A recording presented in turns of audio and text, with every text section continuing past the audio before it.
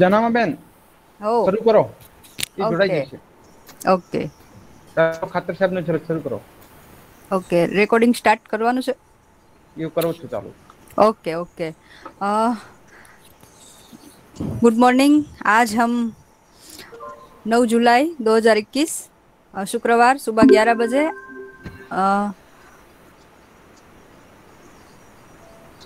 आज का हमारा जो कार्य एक हफ्ते से चल रहा है, सोमवार से हमने जो कार्यक्रम शुरू किया है वो कार्यक्रम है आज़ादी का अमृत महोत्सव. और जो कि हमने पहले भी बात की थी कि दांडी मार्च के अनुलक्ष्य में भारत सरकार ने ये कार्यक्रम की हमको कहा है कि हम ऐसा कार्यक्रम करें और इतिहास का जो है वो सही ढंग से पुनर्लेखन करें. तो ये सवाल होता है कि सही ढंग से पुनर्लेखन किस तरह हम कर सकते हैं. तो हमारे जो इस कार्यक्रम के पूरे जो ये कार्यक्रम और इन वक्ताओं का जिसने चयन किया है, विक्रम सिंह जी ने पूरे हफ्ते के लिए ऐसे ऐसे वक्ताओं का चयन किया है कि वो आज़ादी के जो राष्ट्रीय हमारा जो आंदोलन था उस आंदोलन के दौरान कितने कितने ही लोगों के बारे में या फिर कितनी ही घटनाओं के बारे में हमने उस ढंग से विचार नहीं किया है जैसा हमें करना चाहिए था. वो वक्त हमें मिला है इस बार. इस सरकार ने भी हमें ये मौका दिया है कि हम इस बात पे चर्चा करें और नए ढंग से इतिहास का जो पुनर्लेखन है वो जरूरी होता है. तो किस तरह से उसको इतिहास को लिखा जाना चाहिए सही ढंग से. तो आज के हमारे जो वक्ता हैं, पहले वक्ता, आज के हमारे 2 वक्ता हैं, डॉक्टर प्रद्युमन खाचर और डॉक्टर नितिन गोयल. 11 बजे से 11:45 तक या फिर जितना भी वो मतलब हमारा जो समय है वो तो पूरा इस लेक्चर का जो पूरा समय है वो 11:45 तक का है.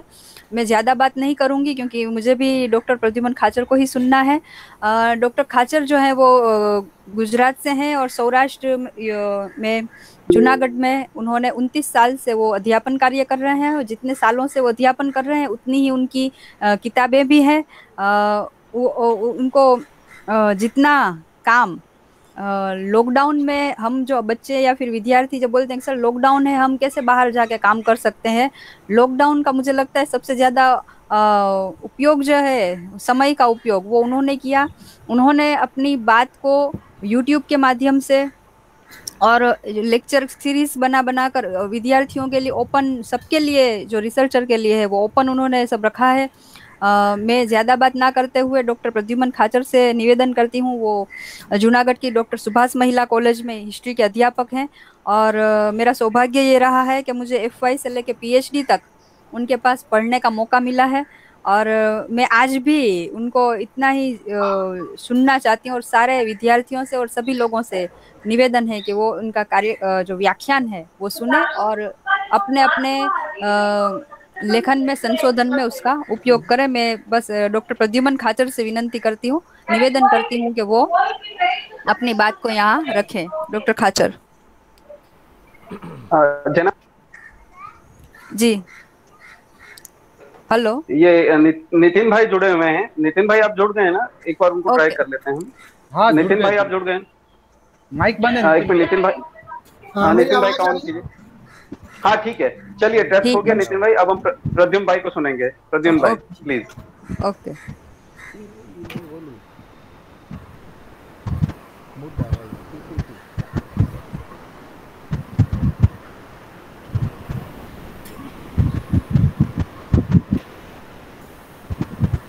आज़ादी के अमृत महोत्सव अंतर्गत राष्ट्रीय कार्यशाला में आज जो लोग जुड़े हैं उसी से मैं नमस्कार कर रहा हूँ और गुजरात विद्यापीठ के इतिहास और संस्कृति विभाग को मैं धन्यवाद देता हूँ. भीमड़ातकर साहब, जोशी साहब, नायक साहब, हमारी शिष्या रही है ऐसी डॉक्टर जैनामा बीबी, बिंदुवासिनी बहन, सबको और मेरे साथी वक्ता नितिन गोयल जी को नमस्कार करके मैं अपनी बात रख रहा हूँ.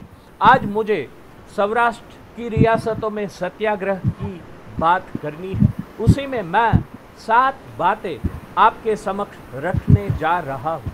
ये सत्याग्रह के कारण क्या रहे थे, सत्याग्रह की किताबें कौन कौन सी है, कौन कौन से अखबारों में से सत्याग्रह का जिक्र हमें मिलता है, सत्याग्रही लोग क्या करते थे, पुलिस क्या करती थी, स्वातंत्र संग्राम की जो किताबें लिखी गई है उसका लाक्षणिकता क्या है, और सत्याग्रह का इतिहास लिखने वाले व्यक्ति को क्या क्या ध्यान रखना चाहिए, और अंत में मैं तारतम्य की बात करने वाला हूँ।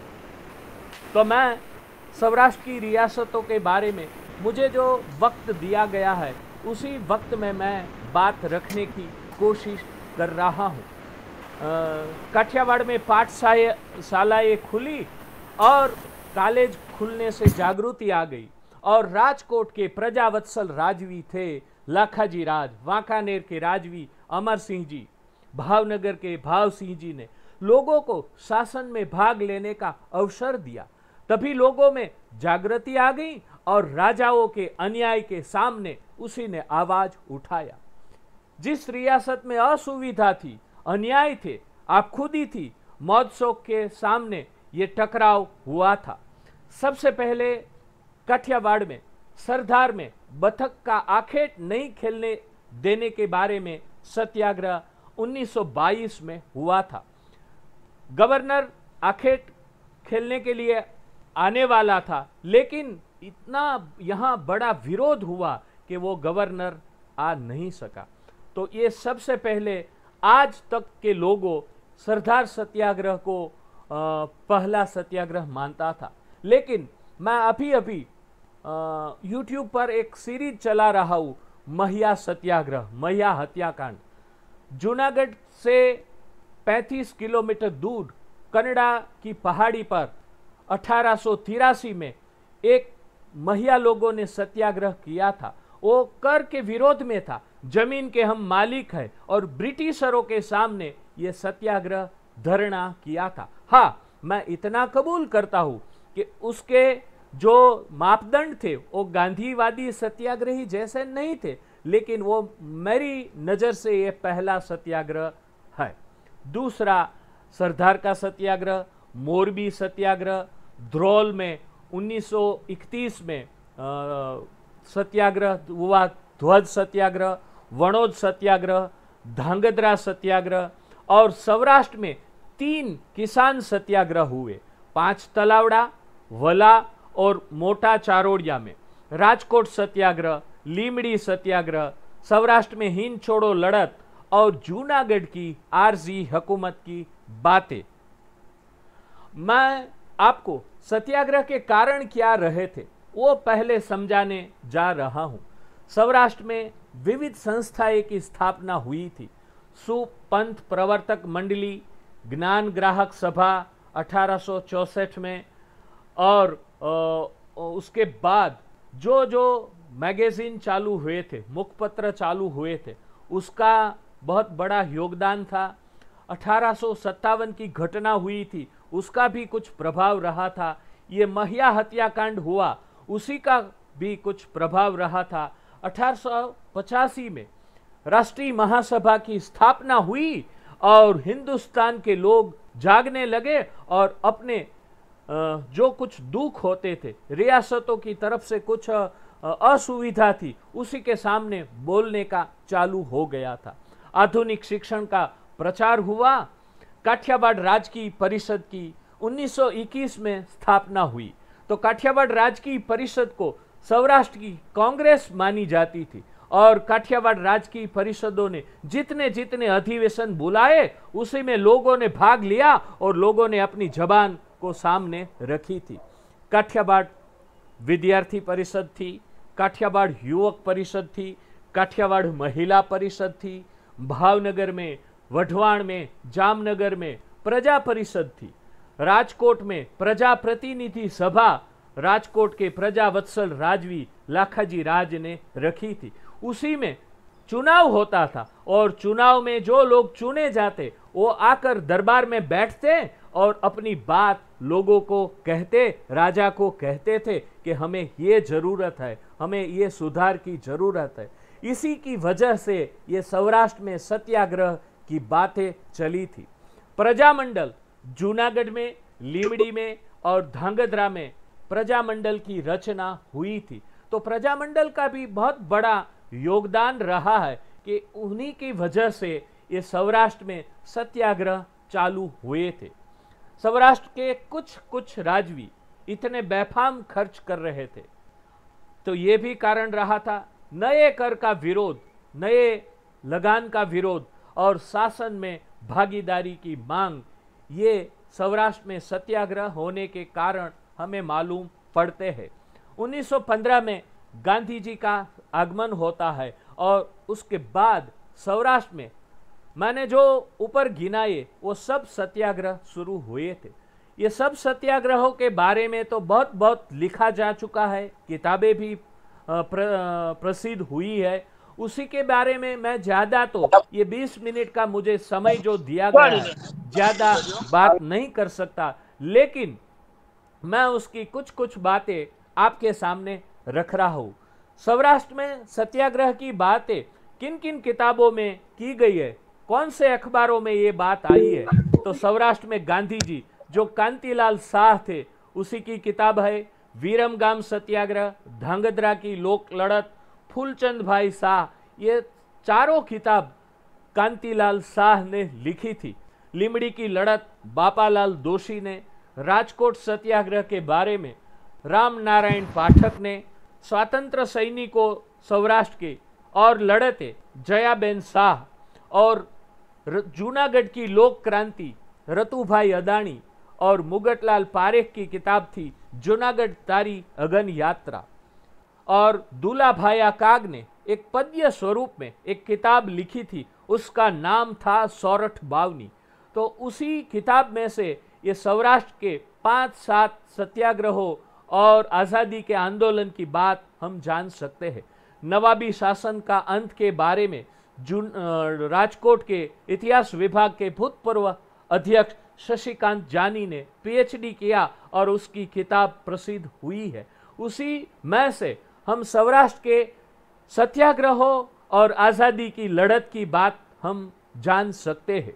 काठियावाड़ टाइम्स राजकोट से निकलता था, उसी में से रोशनी राणपुर से, सौराष्ट्र राणपुर से, सौराष्ट्र मित्र राणपुर से, फूलछाप राणपुर से निकलता था। गुजरात टाइम्स, नवजीवन, हरिजन बंधु, यंग इंडिया और जूनागढ़ में आरजी हुकूमत के दौरान जूनागढ़ रियासत की तरफेण में और आज़ादी की लड़त के विरोध में एक मुखपत्र निकलता था जिनका नाम था मुजाहिद। उसी में से भी हम ये बातें सब जान सकते हैं।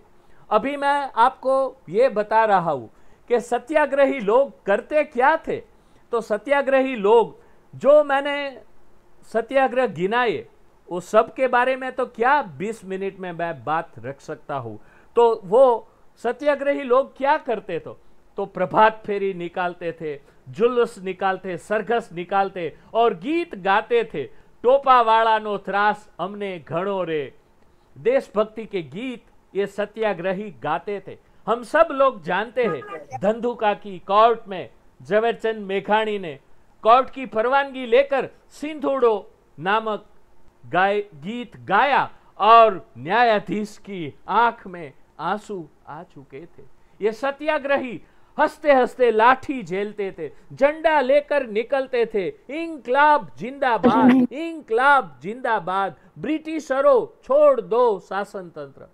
ये झंडा लेकर निकलते और सरघस में सब लोग निकलते थे। ये झंडा कभी छोड़ते नहीं। इसी के पास कोई झंडा छुड़वाने के लिए पुलिस आ जाती तो झंडा को छोड़ते नहीं। ध्रोल में ऐसा ध्वज सत्याग्रह हुआ था। खादी की चड्डी पहनते और माथे पर टोपी पहनते थे। उस वक्त खादी पहनना और टोपी वाली लोगों को रियासत के लोग और पुलिस और ब्रिटिशरों बहुत अच्छा नहीं मानते थे। तो वनौद में ऐसा एक सत्याग्रह हुआ था। वीरचंद शाह को वहां के दरबार ने एक जापट लगाई और उसी में से वो वनौद सत्याग्रह की घटना बनी थी। धरना देते थे, उठते नहीं थी। वला में किसान लोग हल, बैल और पशु के साथ दरबारगढ़ के सामने आ गए और बैठ गए कि हमें हमारी जो मांगे हैं वो आपको पूरी करनी है। हस्तलिखित पत्रिकाएं ये प्रसिद्ध करते थे। आज हम ये विज्ञान के युग में बैठे हैं, इसलिए हमें कुछ नहीं पता चलता। उस वक्त हाथ से लिखी पत्रिकाएं प्रसिद्ध करते थे। धोलेरा सत्याग्रह में ऐसी बहुत सारी साइक्लोस्टाइल पत्रिकाएं ये पूरे सौराष्ट्र में, गुजरात में भेजे जाती थी। सूत्रोच्चार करते थे, कुछ नाम दिए जाते थे। दाखला तरीके हम बोलते हैं धांगध्रा दिन मनाया गया था। पुलिस लोग क्या करती थी, तो पुलिस लोग ये सब सत्याग्रही जब आते तो उसको पकड़ लेती और अनजाने स्थल पर छोड़ देती थी। राजकोट सत्याग्रह में हम देखते हैं कि पुलिस लोग ने जितने सत्याग्रही थे उनको पकड़ पकड़ के और सरदार के जंगल में छोड़ देती थी। झंडा उसके हाथ में से छीन लेती थी। जेल में अमानवीय त्रास देती थी। नमक की कांजी पिलाते और कम जगह वाली जगह में ये सत्याग्रहियों को कैद में रखते थे। 36 घंटे तक भूखे रखे जाते थे। जो मकान में हवा और उजास की कोई व्यवस्था न हो, ऐसी जगह पर उनको कैद किया जाता था। लिमड़ी में स्त्रियां पर भी लाठीचार्ज हुआ था।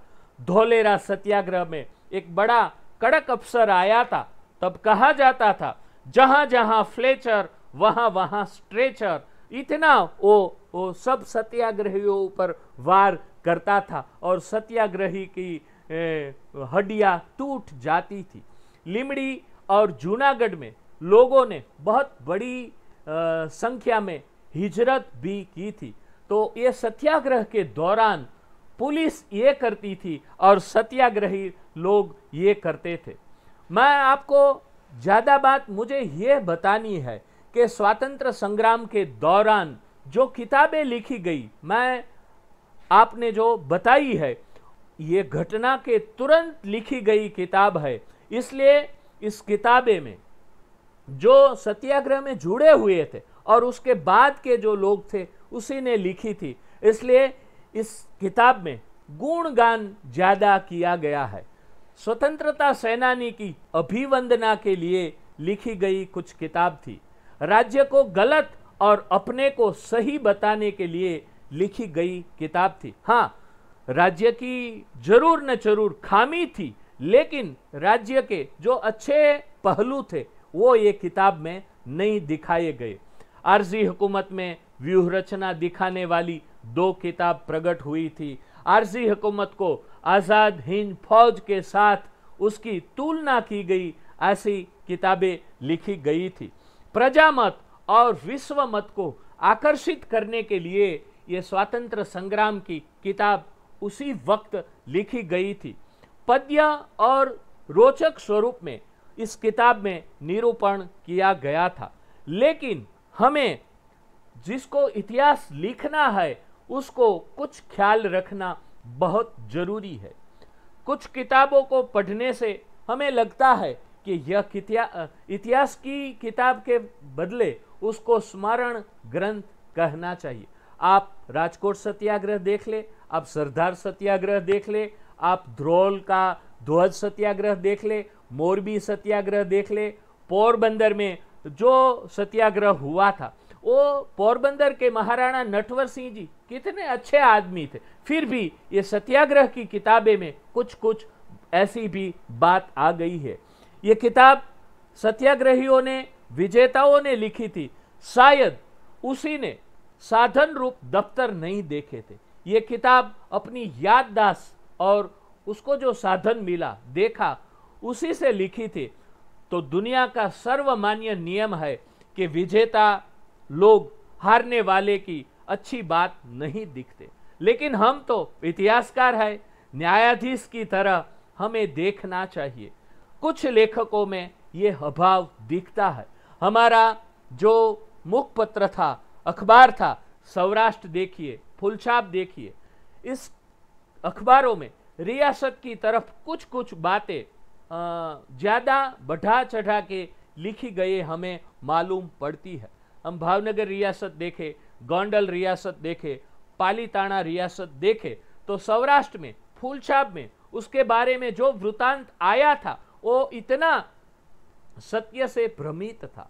तो जो शहरों में, जो रियासत में सत्याग्रह हुआ, मैं ये आपको कहना चाहता हूँ, हम इतिहास के विद्यार्थी हैं, हमें दोनों पक्षों के एक ही तरह रखकर बात करनी है। इसलिए जो सौराष्ट्र का सत्याग्रह के बारे में जो कुछ लिख रहा है, वो सत्याग्रह की दोनों तरफ की बात राजा के साथ। हाँ, राजकोट सत्याग्रह में धर्मेंद्र सिंह जी की कुछ अच्छी बात नहीं थी, लेकिन प्रजावत्सल महाराजा लाखाजी राज था, उनका ये वारसदार था और उनके रियासत में ऐसी ऐसी घटनाएं हुई थी, वो जरूर लिखनी चाहिए। मैं ये लेक्चर के दौरान आपको ये बता सकता हूँ कि ये सौराष्ट्र के सत्याग्रह का अभ्यास करने से हमें ये पता चलता है कि उस वक्त के लोगों की धीरज कितनी होगी। मुत्सदी लोगों का परिचय मिलता है, कुशल नेताओं का परिचय मिलता है। अमृतलाल सेठ ले लीजिए, झवेरचंद मेघाणी ले लीजिए, मनसुखलाल मेहता ले लीजिए, तो कुशल कैसे नेता थे, उसने ये सब सौराष्ट्र के सत्याग्रहों का नेतृत्व किया। ढेबर भाई, फूलचंद भाई, तो कुशल नेताओं का ये सत्याग्रह में से हमें परिचय मिलता है, भविष्य की पीढ़ी को बोध मिलता है। ये सब सत्याग्रहियों ने कितने दुख झेले थे, कितनी लाठियां खाई थी और लोहे के चने चबाने जैसा कार्य ये उन सब सत्याग्रहों में सभी ने किया था। लेकिन विजय यात्रा दिखाने के लिए प्रयत्न किए गए थे, इसलिए कुछ कुछ शासकों को अन्याय हो जाता है। गोंडल के महाराजा भगवत सिंह जी, पालीताना के बहादुर सिंह जी और भावनगर रियासत में ये सत्याग्रहियों ने अपनी दैनिंदी भी लिखी थी, वो भी हमें पढ़ना चाहिए। राजकोट में जेठालाल जोशी ने अपनी दैनिंदी लिखी है, जो आज राजकोट अभिलेखागार में मौजूद है। जूनागढ़ के वीनूभाई राणा ने आरजी हुकूमत के दौरान जो काम किया, वो सब अपनी रोजनीसी में, दैनिंदी में लिखा है। गांधी जी, सरदार पटेल और सामरदास गांधी का जूनागढ़ का प्रश्न में क्या रोल था, ये इतिहासकारों ने बताना चाहिए। सत्याग्रह की जो बात हम करते हैं वो बताना चाहिए। हाँ, रियासतों में आंदोलन जरूर हुआ, वो रियासत गलत थी, टैक्स ज्यादा लेती थी, मारपीट करती थी, कुछ अच्छे कायदे कानून नहीं थे। लेकिन मेरा कहने का आप सबको यही है कि रियासत में कुछ अच्छी बात भी थी, वो भी हमें सत्याग्रह की बात करने के दौरान रखनी चाहिए, वरना लोगों को ऐसा लगेगा कि ये राजा महाराजा ये सब लोग बेकार थे, उनकी रियासत में कुछ अच्छा था ही नहीं। ऐसे प्रभाव विद्यार्थी और संशोधक में पड़ता है, तो ये हम सबको ध्यान रखना है। ये सब सत्याग्रहियों ने बड़ी मुश्किलें झेली, मार खाया, जेल में गए, देश प्रेम बताया और कितने लोग शहीद हो गए थे। सरदार वल्लभ भाई पटेल ने भी ये सत्याग्रह के दौरान सौराष्ट्र की ये सत्याग्रह में भाग लिया था और कुछ न कुछ राजकोट सत्याग्रह, मोरबी सत्याग्रह, तो उसमें उसकी वो सरदार पटेल की दोरमनी भी रही थी। मैं ये सौराष्ट्र के सत्याग्रह में जिन जिन लोगों ने शहीदी वोहरी थी, ये राजकोट सत्याग्रह में सौदास भाई पटेल शहीद हुए थे। भावनगर में सरदार पटेल के पर खूनी हमला हुआ था, उस वक्त बचू भाई, वीरजी भाई पटेल शहीद हो गए थे।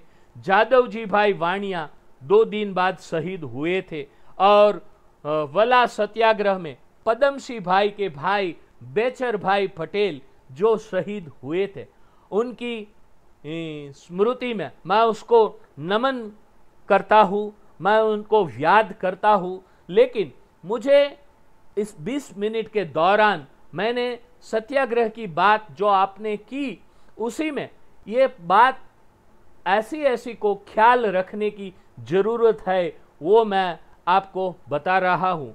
तो मैं अपने जो टाइम दिया है उसी वक्त में मैंने ये 7 मुद्दे की बात अपनी समक्ष रखी है और मैं गुजरात विद्यापीठ और इतिहास और संस्कृति विभाग का बड़े रूप से आभारी रहूँगा। और मैं अब आपको कुछ डॉक्यूमेंट्स दिखाने जा रहा हूँ। वो डॉक्यूमेंट देखने के बाद मेरा ये वक्तव्य खत्म होगा।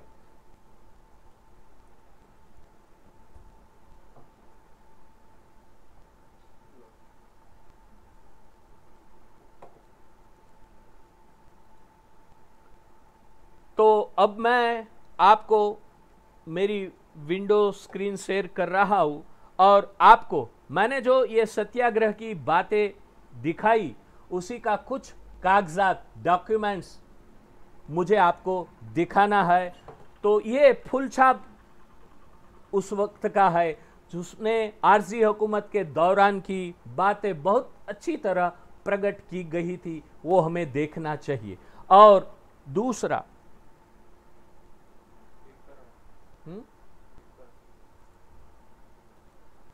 हाँ, ये फूलछाप है। ये सौराष्ट्र जो राणपुर से निकलता था उसी में सौराष्ट्र के जो राजा महाराजा थे उसके रियासत में जितनी कमजोरियां थी इतनी ये सौराष्ट्र मैगजीन में बताई जाती थी। ये फूलछाप का एक पन्ना है, उसमें आत्माराम भाई की बातें लिखी गई है। ये मुजाहिद जूनागढ़ से निकलता था, आरजी हुकूमत के विरोध में था। ये मुजाहिद है, उसके तंत्री मांडविया थे। ये रोशनी ये राणपुर से निकलता था, उसमें लीमड़ी राज्य ने आर्थिक पाईमाली क्या क्या की थी ये दिखाया गया है, वो आप देख सकते हैं।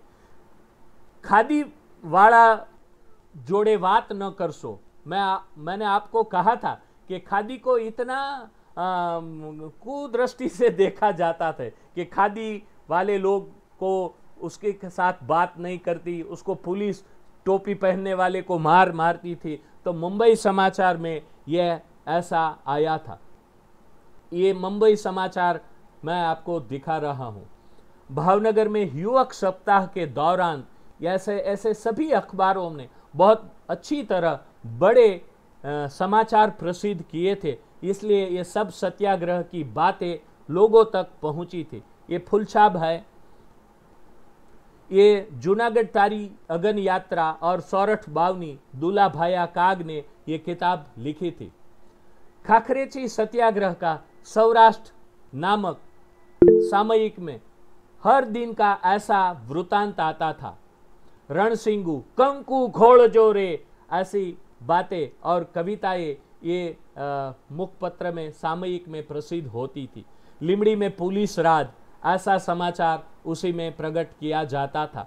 गांधी जी ने पैसे मंगवाए और नवाब ने 1500 रुपये भेजे थे और गांधी जी ने नवाब मोहब्बत खान जी का आभार प्रकट करते एक पत्र लिखा था। ये पत्र मैं आपको दिखा रहा हूं। और रियासत में सब कुछ खराबी था ऐसा नहीं था। ध्रांगध्रा सत्याग्रह हुआ था, सब राज्यों में सत्याग्रह हुआ, लेकिन उसी वक्त ध्रांगध्रा रियासत में स्वच्छता अभियान चलाया जाता था। ये सब बातों को सत्याग्रह की बातों में हमें रखने की जरूरत है। सिर्फ एक पक्ष की बात नहीं करनी चाहिए। शादी में कौन कौन कहाँ बैठेंगे इसका प्लान बनाया जाता था, तो हम क्यों कह सकते कि रियासतों में कुछ व्यवस्था नहीं थी, ऐसे ही सब चलता था।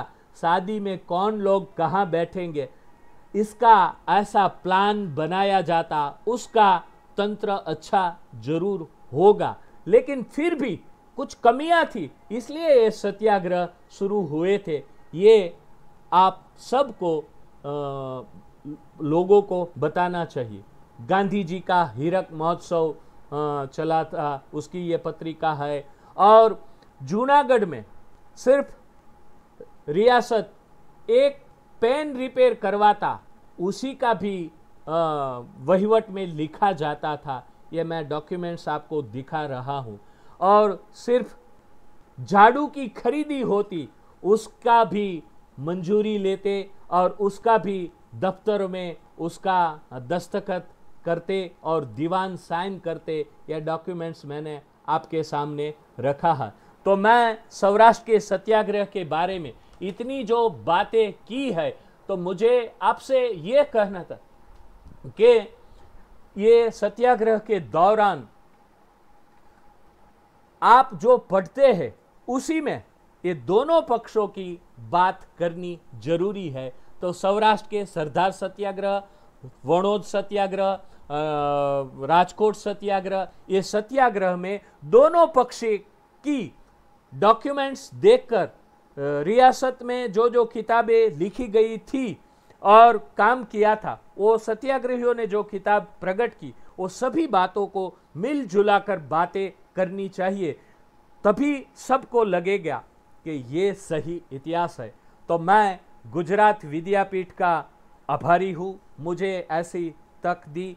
मैं अमरावत जी का और जोशी साहब और हमारी शिष्या डॉक्टर जैनामा बीबी, मुंजालकर साहब, नायक साहब और बिंदुवासिनी बहन को नमस्कार करके, आप सब लोगों को नमस्कार करके, मेरे साथी वक्ता अरुण गोयल जी को नमस्कार करके मेरी वाणी को यहाँ विराम दे रहा हूँ। मैंने जो आपके सामने बात रखी है वो आपको अच्छी लगे उतनी उसको जरूर रखना और सत्याग्रह की बातें आपको लिखना और किसी को कहना। इतना कहकर मैं आप सबको नमस्कार, धन्यवाद। धन्यवाद खातर सर। अभी 10 मिनट जो है वो क्वेश्चन आंसर सेशन रहेगा। हमारे साथ जुड़े हुए सभी पार्टिसिपेंट से निवेदन है कि आप सर से जो भी इस वक्तव्य के बारे में सौराष्ट्र की रियासतों में सत्याग्रह जो उनका मुख्य टॉपिक था, और सौराष्ट्र में ही रहे, वो कहीं इसके बाहर निकले नहीं है, उन्होंने अपने विषय को इतनी मजबूताई से पकड़ रखा था। किसी को भी क्वेश्चन है तो वो सर से पूछ सकते हैं। अपना माइक चालू करके कोई भी विद्यार्थी है, हमारे जितने भी जुड़े हुए पार्टिसिपेंट है। नमस्कार बेन, गुजराती સુરેશભાઈ ચૌધરી વાત કરું છું। ખાતર સાહેબ નમસ્કાર। ખાતર હવે સાહેબ મારું જાણવું તો તમે તો સાંભળ્યું, ત્યાં શું પંચાલ કઈ માહિતી હોય તો શું અમને જૂના हिंदीમાં બોલો, हिंदीમાં। रियासतों विषय माहिती मेळवी હોય તો કોઈ કઈ જગ્યાએથી મળી શકે સાહેબ?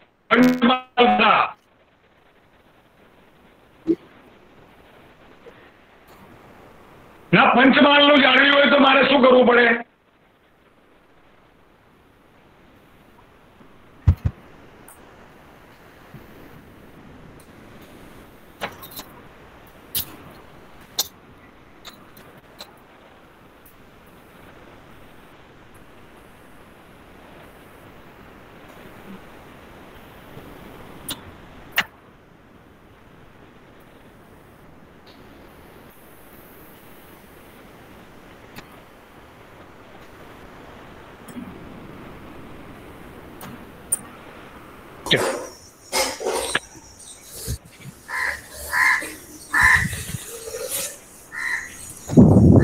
हेलो, और किसी को कोई क्वेश्चन है?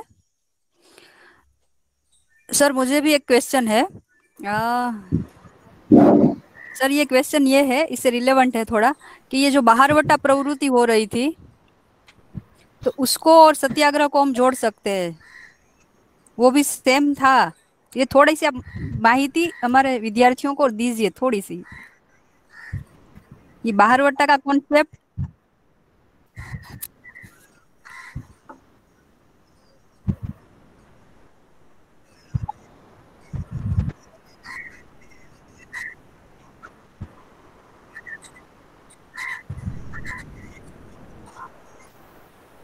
जी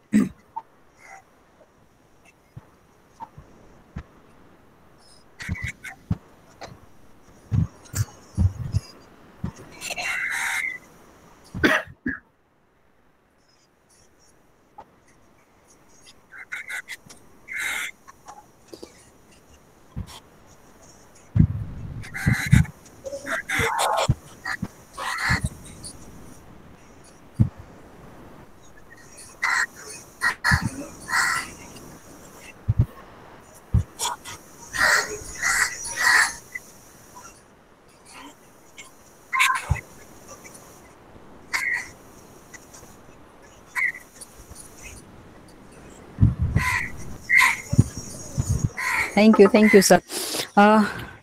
और किसी को क्वेश्चन है या फिर वो चैट बॉक्स में भी अपने क्वेश्चन लिख सकते हैं, ताकि हम हमारा जो अगला वक्तव्य है वो शुरू करें। तब भी आप अगर कोई क्वेश्चन पूछना चाहते हैं तो आप चैट बॉक्स में लिख सकते हैं।